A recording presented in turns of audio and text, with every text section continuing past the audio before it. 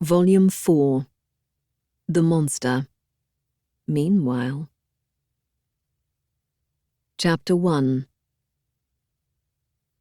About this time we retired to our house at Belrive. This change was particularly agreeable to me. The shutting of the gates regularly at 10 o'clock and the impossibility of remaining on the lake after that hour had rendered our residence within the walls of Geneva very irksome to me. On the road to Geneva, the diligence coach from Milan bumped along, laden with more luggage than it was meant to hold. Inside, the diligence was similarly crowded. However, Elizabeth Lavenza appeared unaffected by discomfort to any who might spy her. The other passengers viewed an ethereal young gentlewoman crowned with long gold curls, perhaps thinner than she should be, but exquisitely beautiful just the same. A gentlewoman who appeared favored by fortune, though she didn't feel such. Indeed, she felt cursed. Elizabeth clutched a letter in her hand, one she'd reread enough to have memorized each sentence. The letter from Henry, which he sent to the Villa Lavenza after she fled there with Justine. "Though I love you beyond all others," he wrote, "I cannot help wonder if you've second thoughts regarding our union. If we are to wed, I want you with the full of your heart. Therefore, I think it best we not communicate until your return to Geneva. This will allow time for reason to prevail over passion, and for you to end your engagement to Victor, if this is what you truly desire. I cannot bear for us to be duplicitous to him." She understood Henry's reasoning, painful as it was. As for the timing of their wedding, Elizabeth couldn't marry until her uncle's health was recovered. Only then would she end her engagement to Victor. She'd first take care of the Frankensteins, then herself. It was the least she could do for Caroline's sake, especially since she'd be breaking her promise to become Victor's wife. "Henry must accept this," she thought. "I've no choice." Still, how her heart ached. She loved him. She yearned to be with him, to run off as they'd planned. But everything had grown so complicated. She couldn't risk telling him about Justine. And now, with Alphonse taking ill... "I'll go to Henry once I'm settled. Once he sees me, he'll know we'll wed. Just not yet." She imagined Henry in her arms, Henry kissing her, vowing devotion. "I love you more than I ever thought I could love anything, even heaven itself, God forgive me. I love you enough to betray my best friend in the entire world and his family." And then the diligence approached the gate to Geneva, and there was no more time for rumination. Victor awaited her at the coach stand. To her shock, he didn't even kiss her cheek before pressing about Justine's corpse. Not one word about Alphonse's condition. "Justine's at rest," Elizabeth said, gathering her luggage. "No one can harm her now." "Too late," Victor muttered. "I wanted to bring her to Ingolstadt. That would have been better." Elizabeth's brow knit. "Why Ingolstadt, Victor?" Because there's a lovely graveyard there. One that would... Oh, you won't understand." And he went off into another tangent, one involving Justine's church that made no sense. Elizabeth listened to Victor rant, desperately trying to interject a word here and there. What had happened to the boy she'd loved all those years? The man she'd promised Caroline to marry? In the weeks she'd been away, he'd gained new lines across his forehead and dark circles beneath his eyes. White prematurely streaked the hair at his temples. He still appeared a stranger, a madman. "Listen to me," she interrupted, shaking his shoulders. "It's done, Victor. She's buried." "Oh." Victor sniffed, hands clenching his coat. Was he tapping his fingers like Caroline? "I know, my request seems peculiar. I only wanted to be present at her funeral, that's all. Justine was innocent, pure of heart. She deserved honor in death." He bit his lip before continuing. "Remember how I always used to say that if I was in an ill humor, one glance from Justine would cure me? She looked so frank-hearted and happy." Elizabeth took his hands. How cold they were. "She's at peace, Victor. Now we need to be at peace." "Peace." Victor fell to his knees on the city square, ignoring everyone passing about. He embraced Elizabeth's legs, sobbing. "I will never find peace again. Never." "Get up. People are staring," she whispered. "Let's go home. You need rest." "How shall I live with myself? God help me, not even Henry knows." Her pulse raced at the mention of Henry's name. "Henry knows what?" "About Ingolstadt." Ingolstadt again. If she didn't know better, she'd wonder whether he recalled their encounter there. She gentled her tone. "What happened in Ingolstadt, Victor?" "I can't say. I couldn't bear to tell Henry what I'd done.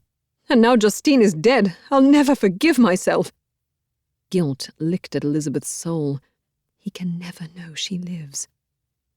She set her hand on his shoulder as though soothing a child. "Shush, darling. You must believe me when I say Justine is in a better place. Come, let us go home." Victor whimpered as she led him to the Frankenstein carriage. How would she ever free herself from him? As the carriage passed by the Clerval's shop off the Place du Bourg de Fort, Elizabeth imagined Henry staring out the window in heartbroken reproach. She blinked away emotion. "Soon, my darling. I promise." Fortunately, Victor appeared to calm once the carriage was underway. He was able to explain the Frankensteins had returned to their country home in Belle-Rive during Elizabeth's absence, another reason he'd met her at the coach stand. "Henry or Ernest should have written you of this. No, I should have written, but I was unwell," Victor elaborated once he'd collected himself into a semblance of composure. Elizabeth watched his brow unknit, his hands relax. "The doctor recommended the change of scene for father's health. Said lake air would help. Besides his heart, he was unable to bear how empty the house seemed without William. The distance from Geneva will also keep Ernest out of taverns. It's fortunate you sent your Italian servants there by happenstance." Elizabeth nodded in response, hoping Victor didn't notice the colour flushing her cheeks at the mention of Henry. Yet she was relieved to return to Belle-Rive. It would be easier to avoid thoughts of Justine and William.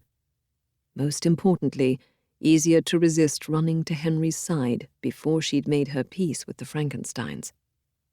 "Soon, my darling," she thought again. "I promise."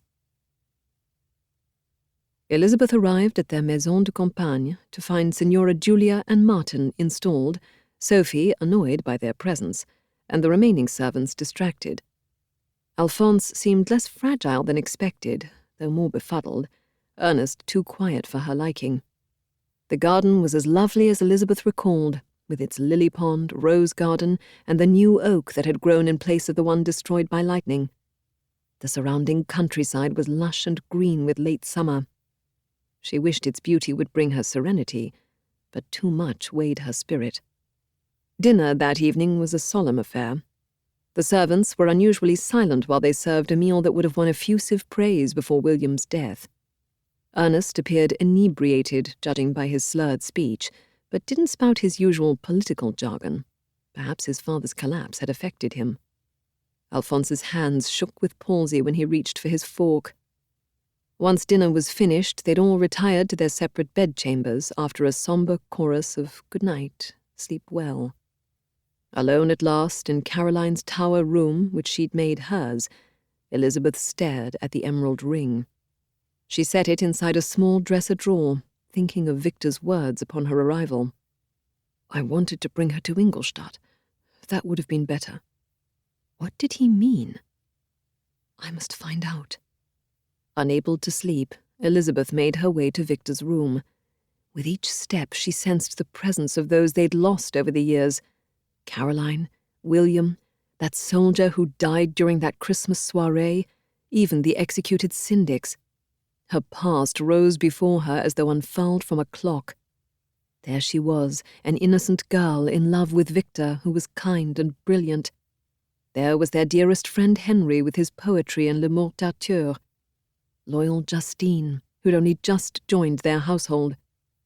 Years later, Elizabeth was a woman of 24, engaged to be married to 2 men. One knew nothing of her duplicitous heart. The other, she prayed, still loved her, despite her abandonment.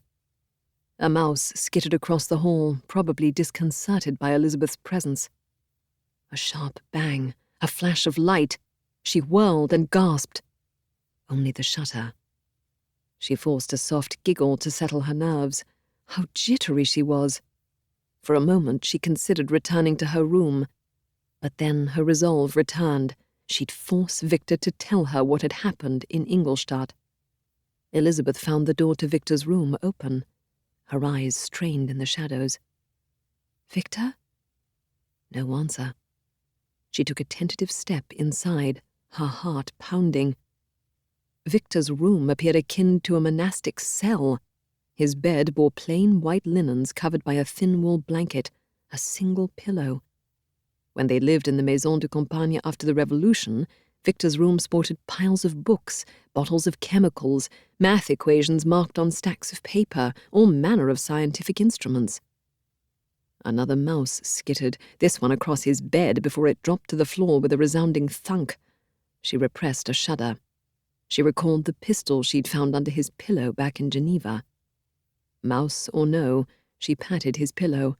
An odor of musty bleach rose. She slid her hand beneath it. Not a pistol, something square. Her stomach dropped. The green journal, the one that had led to Caroline's death. She recognized it, though it appeared battered from use. Victor had probably used it while in Ingolstadt. No. The single syllable left her lips before she could contain it. She'd done her best to set the journal out of mind since her confession to Henry. She'd been successful, until now. That sense of being cursed returned. She should put the journal back, do her best to forget about it. And yet, what if the secret to all that troubles Victor is in this journal?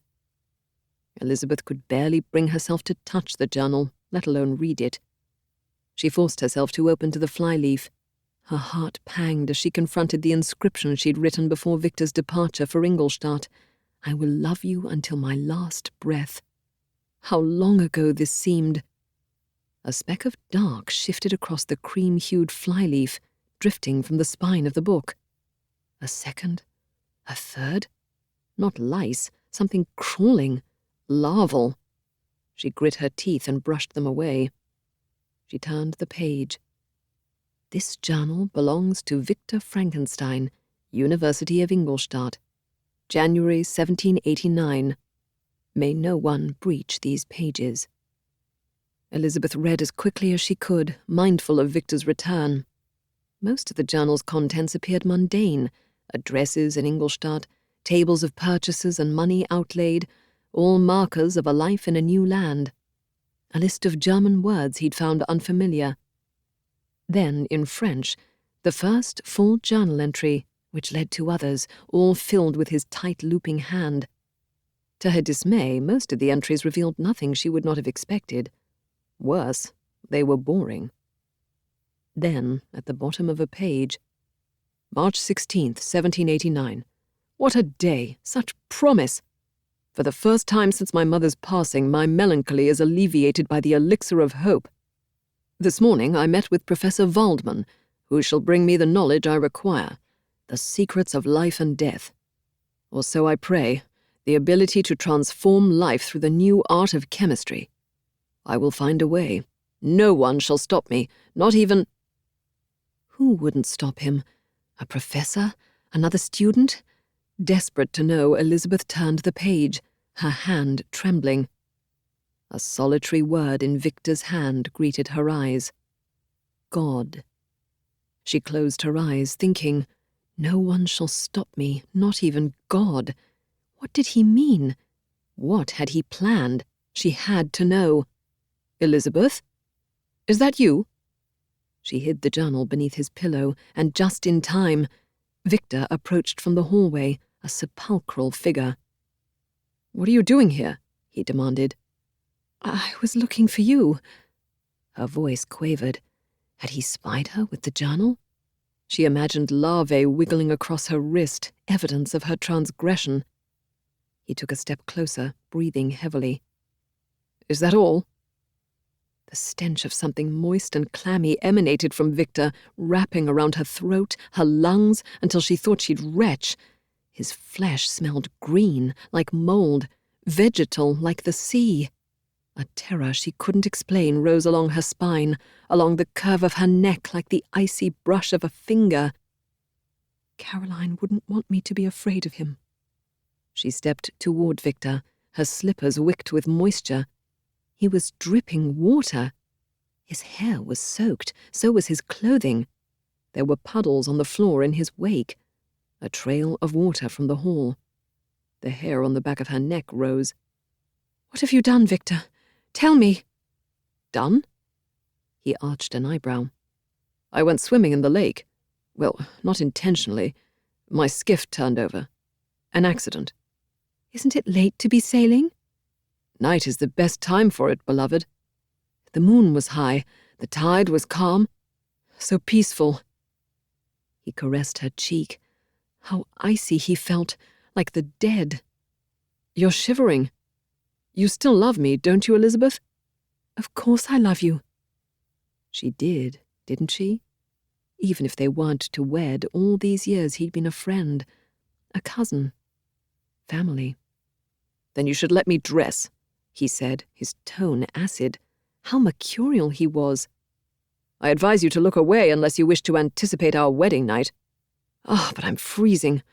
The lake was cold, beloved. So, so cold." Her stomach twisted. Wedding night. She shuddered, her palms moist. She had to tell him about Henry, soon, before Victor pressed to set a wedding date. Once Alphonse was stronger. She swallowed her anxieties to offer her hand. "I'll help you, Victor." And she did. She led him to his bed, helped him undress. How bony he'd become. Though she shielded her eyes when he removed his breeches, she caught a glimpse of his penis. It appeared a raised curl of reddened flesh between his jutting hips. "I need to sleep," he said once he'd donned a nightshirt. "I'll go then." Elizabeth turned toward the door. Again she thought of Henry, their engagement. Perhaps Victor sensed something had changed in her. "That's why he's so peculiar. I should confess the truth. But I can't, not yet. Good night, Victor." "Good night." A sigh in the dark. "I'm sorry, Elizabeth." "Sorry for what?" "Sorry about Justine. Sorry I upset you after we visited her in prison. I was wrong to speak about burying her as I did. Wrong to tell you about the resurrectionists. I need to accept she's gone. There's nothing I could have done to save her life." He choked back a sob. "Elizabeth, I let you down. You're the most perfect thing in my life, my one true constant. I need to become a better man so I can be a good husband to you." A soft moan. Or was it another sob? "I'm sorry, Elizabeth. Just sorry. Good night." Elizabeth fled Victor's room, wishing she'd never gone inside. Once she reached her tower room, she realized she'd never asked him about Ingolstadt. "I will ask him," she resolved, "in the morning." But in the morning, it was too late. Victor was gone. He'd locked his bedroom door. "He departed early," Sophie explained in a low voice as she served Elizabeth her morning tea. "Before the fires were lit in the kitchen. I saw him outside in the fog dragging his boat into the lake. He's been sailing nearly every day since we arrived here. He spends hours alone in his rowboat even when it rains." "Does he?" Elizabeth said. She recalled Victor soaking with lake water. Victor and his journal. "You're the most perfect thing in my life." "I should go after him." Sophie shook her head, scoffing. "He's been gone for hours, mademoiselle." He intended to drown himself. It all made sense. He'd tipped over his boat on purpose. It had been a trial, a test of his resolve. Now he'd returned to finish the job. No, he wouldn't do that. "I'll look anyway." Elizabeth threw her wrapper and shawl over her night rail. "The fog's lifted." She tugged the telescope in the library over to the window. Sophie was right. There was no sign of Victor on the lake, nor was his rowboat in its usual place at the dock. "He'll come back soon," Alphonse soothed Elizabeth at lunch. looking more robust than he had upon her arrival. "He spoke to me last night. He plans to sail toward Geneva and hire a donkey to head up to Chamonix toward Mont Blanc, to view the Mer de Glace. He's still mourning William, Elizabeth. He'll be but a week or so. He's done this before." But never to me. However, Elizabeth only smiled and said, "Of course, Uncle. You're right." Chapter 2. Morning dawned before I arrived at the village of Chamonix. Even in my own heart I could give no expression to my sensations. They weighed on me with a mountain's weight, and their excess destroyed my agony beneath them. Thus I returned home, and entering the house, presented myself to the family. It was well into September when Victor returned from Chamonix as abruptly as he'd departed. He arrived in Bellerive in the dead of the night. Elizabeth overheard his restless step in the corridor outside her room. In the morning, she found puddles of water and wet footprints near her door. He avoided her all day, nor did he speak of his travels at dinner, which was another listless affair no amount of wine could enliven. Ernest fled as soon as he could. Alphonse dozed off over the soup. As for Victor, his visit to Mont Blanc had not helped. He appeared haggard and wild. He beat his fingertips against the table and looked wildly over his shoulder as though he feared someone spying on him from the garden window. He reminded Elizabeth of a distorted shadow of Caroline, with her anxious tapping and counting. Every so often, Elizabeth discovered Victor staring at her with an aspect bordering on pity. Whenever she caught him, he smiled, but it wasn't his usual smile. It was the smile of someone with a secret they yearned to keep. A secret she feared to learn, especially now that she'd peeked inside that green journal. Just as Sophie cleared the ices, Victor tapped his spoon against his wineglass. "I have an announcement." Elizabeth set down her fork, stomach fluttering. Alphonse jerked awake. "What? Did I miss something?" Victor smiled anew as he reached for Elizabeth's hand. She forced a smile in return, hoping he didn't notice how she'd flinched at his touch. "Father, I'm ready to set our wedding date. I have mourned William deeply, as have we all. But it's time for a new leaf in our family. Wasn't that why we returned to Bellerive?" Elizabeth's smile tightened into a grimace. She fought the urge to flee. Alphonse's eyes moistened with joy. "My son, I quite agree. A Christmas wedding. You can honeymoon in Lake Como." Elizabeth's panic rose. After viewing Victor's peculiar behavior at dinner, she couldn't tell him about Henry, whom she had yet to write of her return. And what of Justine? Most likely she'd still be convalescing at the villa. "Why so soon?" she asked. "Best not to wed until you're fully recovered, Uncle. Best to remain here through the winter." Victor squeezed the bones in Elizabeth's hands until she winced. "I agree. We should wed in the spring." Elizabeth exhaled. Alphonse struggled to his feet, shaky even with his cane. "I'd really hoped for a Christmas wedding, Victor. Don't you agree, Elizabeth?" "Uncle, perhaps we could—" "Isn't spring better for a wedding?" Victor interjected, releasing Elizabeth's hand. "Better for travel, too, Father." Alphonse paced the length of the dining room, his steps uneven. "With William gone, your marriage is the only hope I possess, my only happiness. It was also your mother's fondest wish before she passed. I know, Father, but marriage requires preparation, time." Alphonse shook his head. "When I married your mother, we wed within a month of our betrothal. Nothing could have stopped me. Forgive me, but I sense something else bothering you, Victor. Is there something you need to tell us? Another reason for delaying?" A low voice. "Do you have any reservations to being joined with Elizabeth?" Elizabeth's heart pounded. After a long moment, Victor shrugged. He picked up a butter knife to check its reflection. Again, he was looking at the garden window behind him. What was out there? Alphonse prompted, Well, Victor, have you nothing to say? Victor set down the knife and offered a cheeky grin, looking for all the world as he used to be, the old Victor.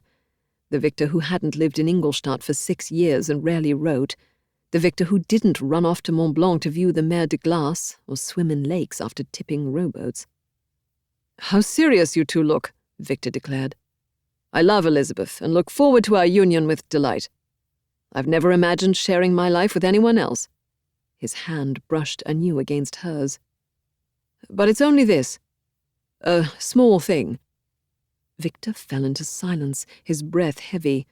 As Elizabeth waited for him to continue, she sensed a chill on her shoulder, a palpable sense of doom, a curse. Alphonse pressed, "Tell us, then."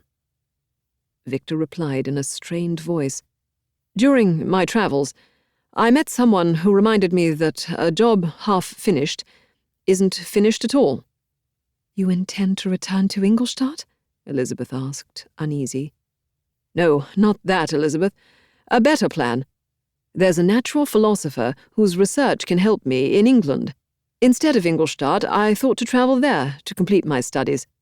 A last trip before marriage." He turned to Alphonse. "Isn't it better, Father, to begin a marriage without unresolved responsibilities?" "I thought they had been resolved." "Isn't it better," Victor interrupted, "to begin a marriage without distractions of the past?" To Elizabeth, "Wouldn't you agree, beloved? Do say you agree." Elizabeth asked carefully, "When would you leave?" "As soon as arrangements are complete. Tomorrow, even. Oh, don't look so glum. I'll be back before you know it. 6 months or so." "You'll be home by spring, then," Alphonse said.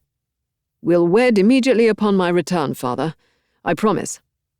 He grasped Elizabeth's hands. "Let the day be fixed, and on it I will consecrate myself in life or death to the happiness of my cousin. And then we shall live in peace for the remainder of our lives." Elizabeth excused herself from the table, too panicked to remain. But Alphonse sought her in her room. "I don't want Victor to travel alone in case he takes ill again. I'll ask Henry to meet him in Strasbourg to accompany him. Tell Henry your approval of this plan, Elizabeth. He trusts your judgment more than mine." Henry came to Elizabeth within hours of receiving her letter. By then it was the day after Victor's departure. Elizabeth had bid him a tearful and silent farewell. Elizabeth led Henry into the drawing room where Caroline would have entertained guests years earlier. She shut the door behind them for privacy, nervous how he'd receive her. She should have written him sooner, but she'd been too anxious. "This is what you want me to do? Go to him?" Henry asked, his brow beaded with moisture. Elizabeth had the sense he'd rushed the entire way from Geneva. He'd arrived unshaved, his hair unkempt. For a moment he reminded her of Victor in his disarray. It shocked Elizabeth. Henry was the calm one, the considered one. But then again, she hadn't seen him since she'd fled to Lake Como with Justine. "It's my uncle's plan," she replied, avoiding his gaze. "I suppose you still haven't told them about us. Nor have you written me about your return. Well, until now." Henry drew closer, his voice low. She could smell his sweat, the tinge of cologne on his neck linens. "Tell the truth. Do you still love me?" "Of course I do, more than anyone in the world." "Yet you want me to leave Geneva. Why?"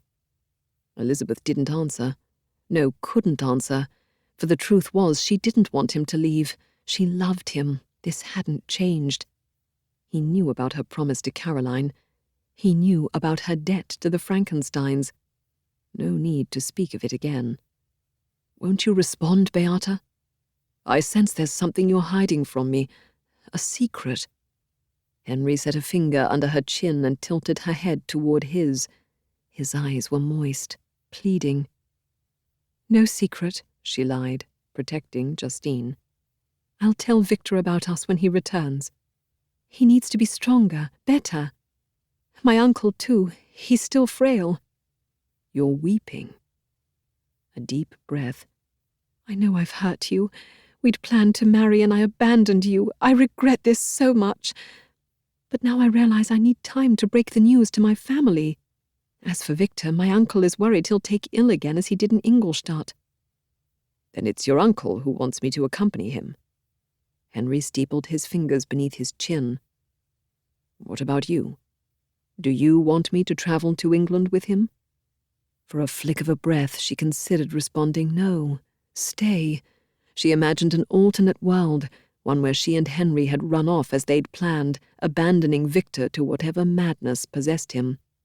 She'd have entrusted Henry with the secret of Justine's survival. They'd now be in Lake Como creating a future apart from the Frankensteins. Again, Elizabeth thought of those children she'd envisioned. A boy with Henry's fawn-coloured hair. A girl with her blue eyes. But if there was one thing Elizabeth had learned from Caroline, it was that love was protection. Love was sacrifice. Love was denying yourself for the sake of those you loved more.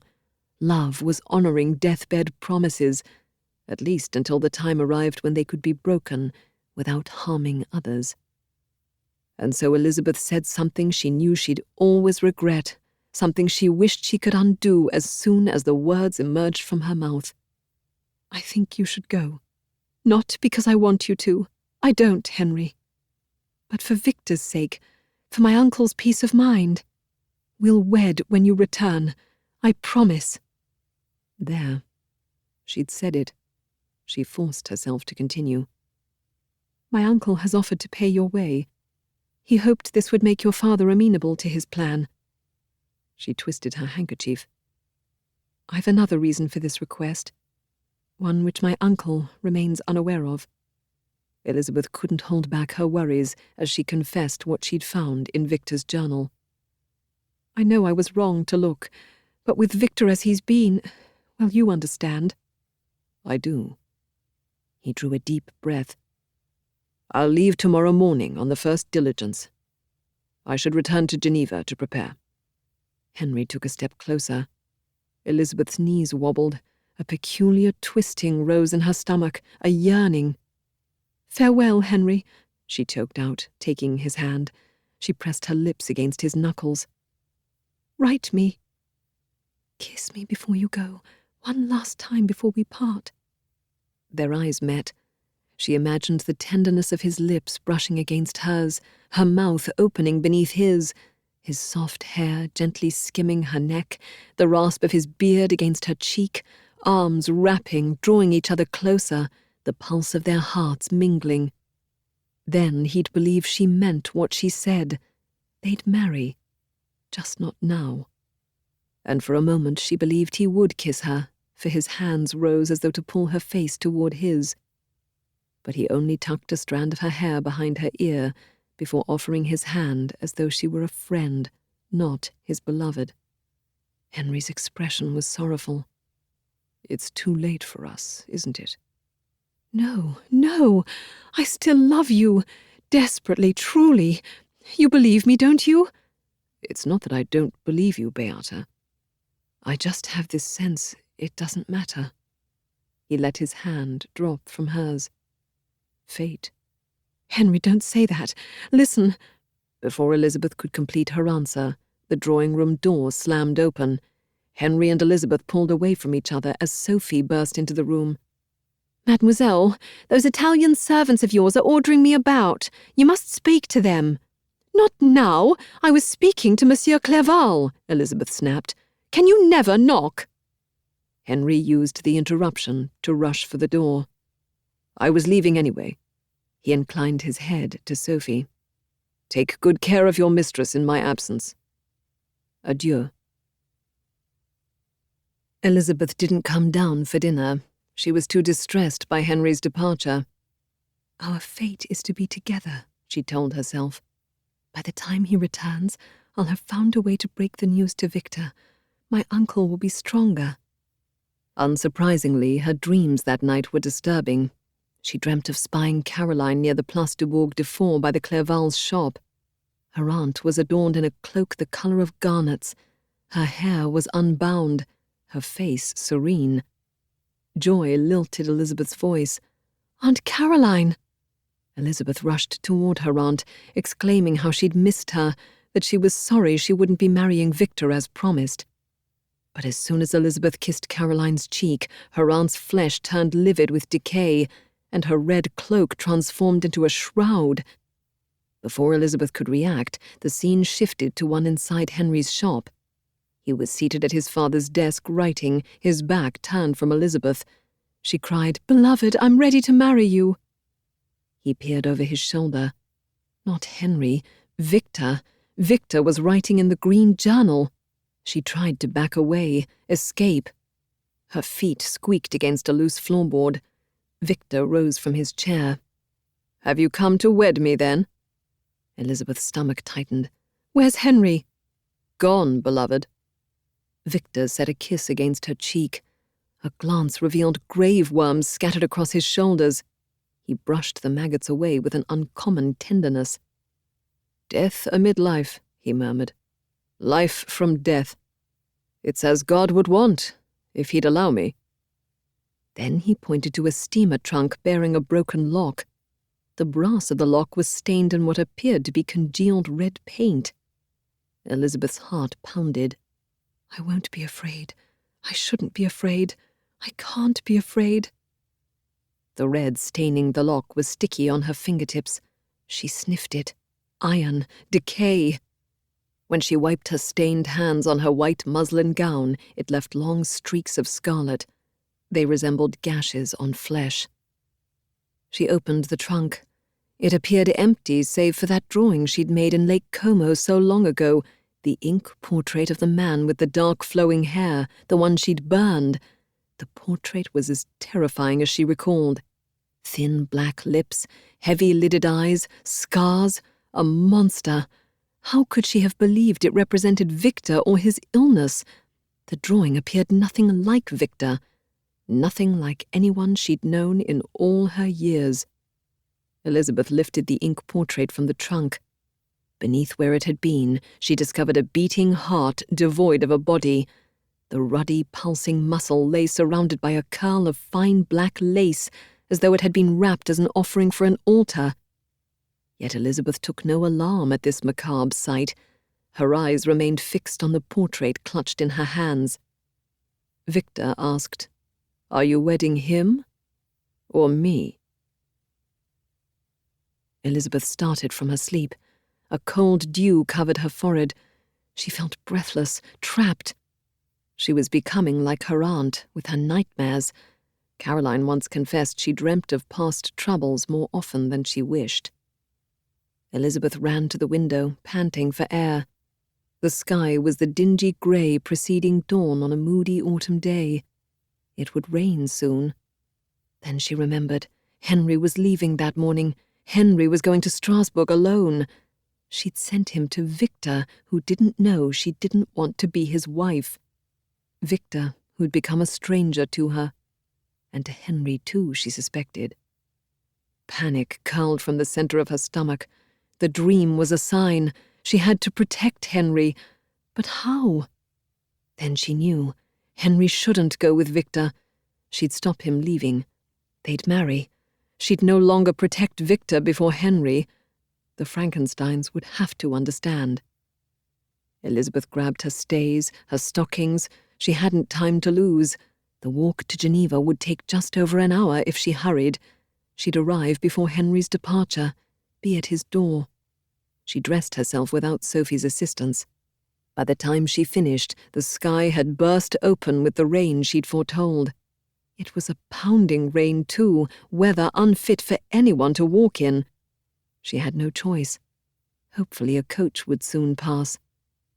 Along the road to Geneva, Elizabeth rushed in the storm, body chilled and heart aching. Her eyes strained down the road. It appeared a silvery blur of water, rain hissing against the soil. No coaches passed. Sleet dashed against her face, the sopped hem of her gown dragging at her limbs. Beneath her hood, her hair felt damp against her skull. Her teeth chattered.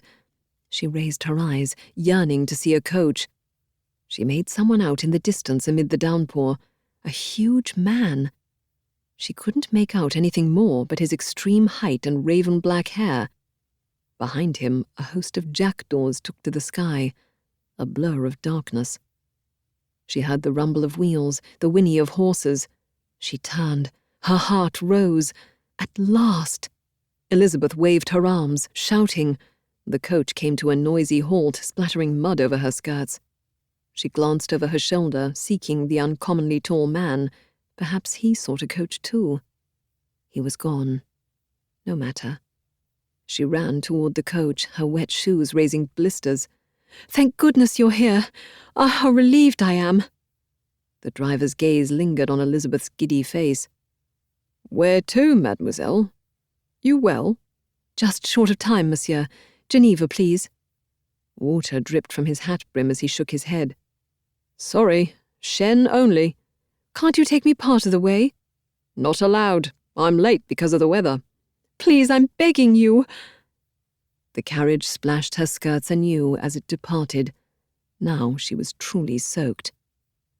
Rain or no, Elizabeth hurried down the road as quickly as the storm allowed, ignoring the view of the lake, the tall trees overhead. Lightning cracked over the Juras. The wind picked up, howling and hissing, a distant boom of thunder. It reminded her of that wild storm after the Christmas soiree, the one that had destroyed the oak in their garden. The road was pitted and muddy, a gut in the road. When she stepped to avoid a puddle, her ankle curled.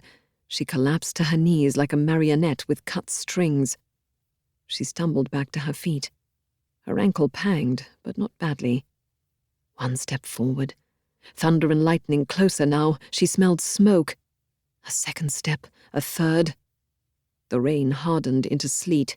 She could barely see her raised hands before her. She gazed up toward the sky, tree branches straining above. Her hood fell back. Water. All was water. A sharp flash of light, a crack of wood, the limb of an elm shattered. It dropped to the road before her. Chapter 3. My journey had been my own suggestion, and Elizabeth therefore acquiesced, but she was filled with disquiet at the idea of my suffering away from her. It had been her care which provided me a companion in Clerval. Ernest discovered Elizabeth 2 hours later seated on the side of the road with a swollen ankle and a bloody forehead. By then the storm had ended as abruptly as it had begun. "What are you doing here?" she'd asked Ernest in a peculiar tone, as though he'd happened on her in a shop. He explained it was Sophie who noticed she'd left the house early, Sophie who alerted the Frankensteins when Elizabeth never appeared at breakfast. "We've been looking for you for the past hour," he said, helping her into the Frankenstein carriage. Elizabeth's injuries initially appeared superficial. A twisted ankle, a small wound on her forehead the doctor assured would heal nicely without stitches. By the time her ankle improved, her spirit had lightened enough that she spoke of travelling to England to meet Victor and Henry, though Alphonse forbade it. "I don't want you travelling alone." She considered defying him, but decided to wait until spring, when the weather would be kinder. But weeks later her condition mysteriously worsened, though little evident damage remained.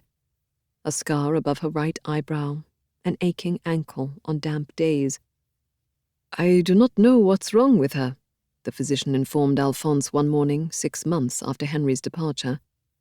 "I can bleed your niece again, but it hasn't helped thus far." Eyes closed, Elizabeth listened to a conversation she'd heard numerous times. "Why has she become ill again, doctor?" "I'm uncertain, Monsieur Frankenstein. But it's been so long. There must be something more you can do." Today wasn't any different when Dr. Fiorelli made his usual weekly call. Today, though, Elizabeth wasn't lying in her usual place on the chaise in Caroline's room. Sophie had convinced Elizabeth to come downstairs to the drawing room to take advantage of a slant of sunlight, a mark of spring's return. The sunbeam fell across the settee where Sophie had propped her against a nest of embroidered pillows. The light irritated her eyes, but Elizabeth was too tired to complain. Nor would she complain if they again bled her with leeches or forced laudanum or belladonna on her. Complaining took effort. Complaining took caring.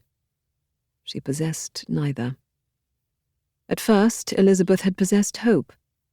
To reassure Henry of her devotion, she'd written him weekly while he travelled with Victor through Holland, London, and Oxford, careful to be circumspect with her words in case Victor should read them.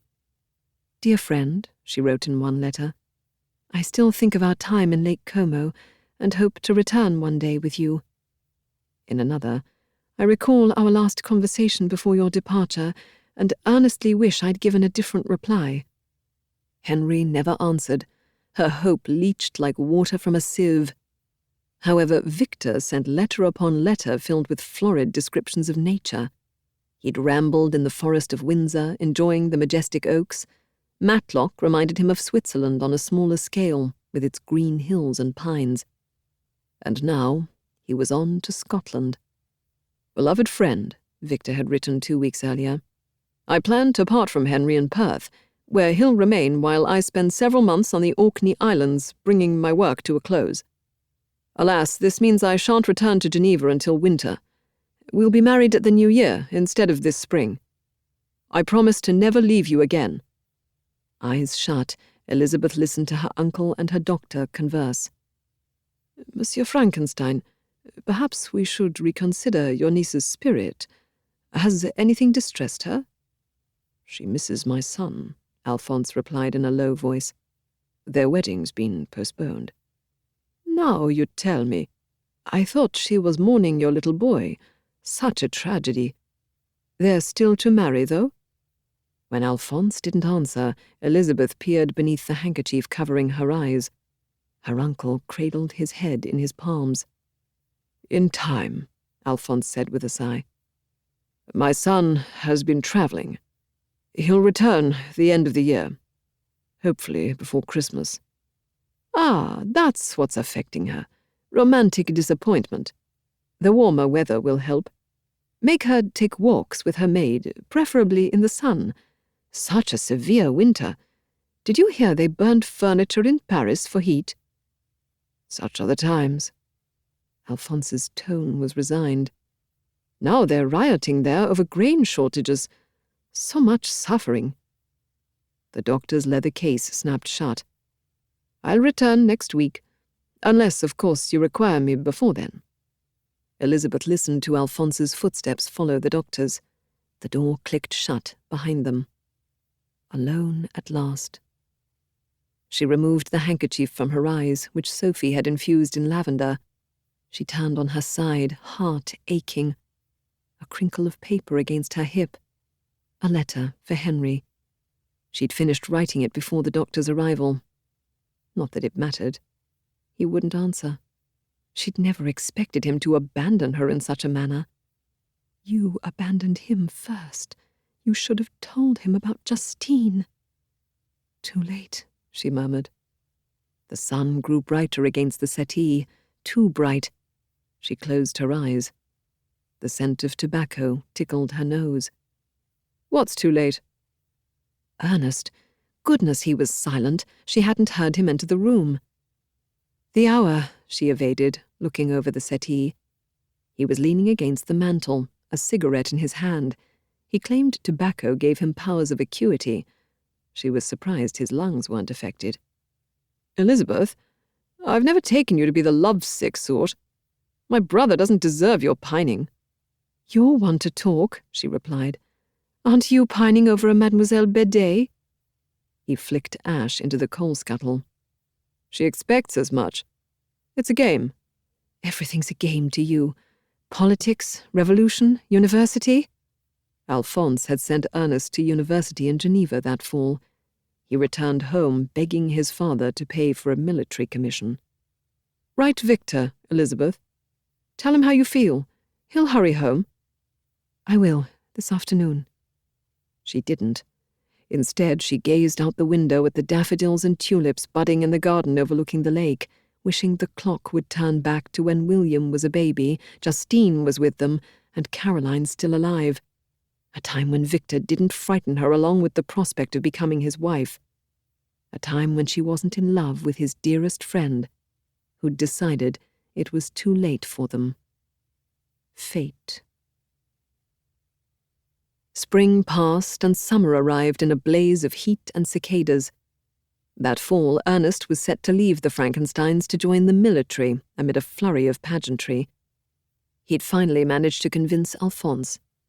Before his departure, Alphonse proposed they holiday as a family in the mountains, Mont Blanc near the Mer de Glace, where Victor had travelled after William's death. "The air will help Elizabeth recover," Alphonse said, "as well as myself." Though nearly a year had passed since his heart attack, he remained fragile. The change of scenery only contributed to Elizabeth's unsettled state. When they arrived at their hotel in Chamonix at the base of Mont Blanc, Elizabeth noticed a slight woman near the register desk wearing a grey wool cloak with a raised shoulder. Beneath the woman's hood, Elizabeth glimpsed silvery grey eyes and moon-pale hair. "It's Justine.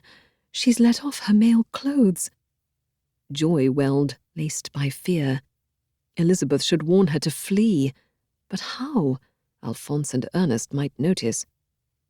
Elizabeth must have revealed her shock, for Alphonse took her hand. "Do you need to sit, my angel?" She shook her head. "I'm so happy to be here." A forced giggle. "How pretty it is. Quick, look outside. Is that a hawk?" As Alphonse turned toward the window, the woman removed her cloak. Her hump was a baby curled over her shoulder. Not Justine. Tears welled in Elizabeth's eyes. "It's a sign she's safe, that's all." "Your hawk was a raven," Alphonse said, chuckling. "But yes, it's lovely here. What have you? Ah, there's Ernest with our luggage. Will you complete the registry?" "Of course, Uncle." "The Frankenstein family," she wrote in the registry. "September 21st, 1795. For residence, Geneva." "Madame Frankenstein," the concierge greeted. "Your husband stayed with us last autumn for several days. I remember him. Tall, dark-haired, quiet." "Victor." "He's not my husband yet," she corrected. "He's studying in England. He's a natural philosopher." She yearned to ask, was he alone? Did he speak of anything peculiar? Did he behave strangely? These questions never made it to her lips. Instead, "May I see his registration? I yearn to view his handwriting." "Of course, mademoiselle." The concierge flipped a few pages, and there was Victor. Well, his handwriting anyway. Victor Frankenstein, he'd signed. September 19th, 1794. For his residence, L'Enfer. From hell. "He's a sense of humor," the concierge said with a nervous laugh. Elizabeth tore out the page when the concierge turned his back. Later, in her room, she burned it. Weeks after she returned to Geneva, she couldn't shake off her unease. She thought of Victor travelling with Henry in Scotland, Henry's lack of response to her letters. "Henry, what have I done to you?"